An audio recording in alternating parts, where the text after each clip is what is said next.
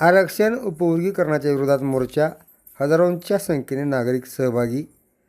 अनुसूचित जातींच्या आरक्षणातील उपवर्गीकरणाच्या विरोधात लातूर शहरात सोमवारी हजारोंच्या संख्येने नागरिकांनी भव्य मोर्चा काढून तीव्र निषेध व्यक्त केला.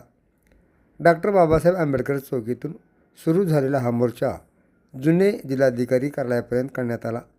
मोर्चामध्ये विविध सामाजिक संघटनांचे पदाधिकारी, कार्यकर्ते, युवक, महिला तसेच नागरिक मोठ्या संख्येने सहभागी झाले होते. आंदोलकांनी अनुसूचित जातींच्या आरक्षणातील उपवर्गीकरणाला कडाडून विरोध दर्शवत घोषणाबाजी केली. आरक्षणाच्या विद्यमान व्यवस्थेत कोणताही बदल करू नये आणि अनुसूचित जातींच्या घटनात्मक अधिकारांचे संरक्षण करण्यात यावे अशी मागणी मोर्चेकऱ्यांनी केली.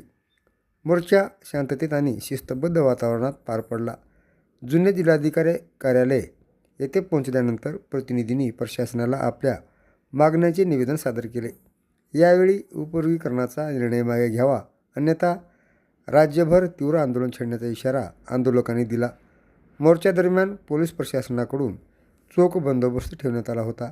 कोणताही अनुचित प्रकार घडू नये यासाठी शहरातील प्रमुख मार्गावर पोलीस तैनात करण्यात आले होते.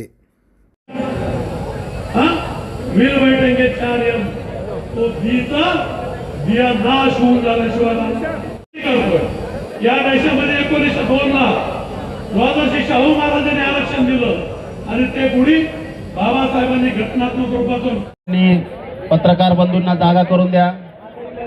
हे डी मधले पाठीमागे माणसं कृपया समता सैनिक दल सांगत आहे आपल्याला बाजूला व्हा.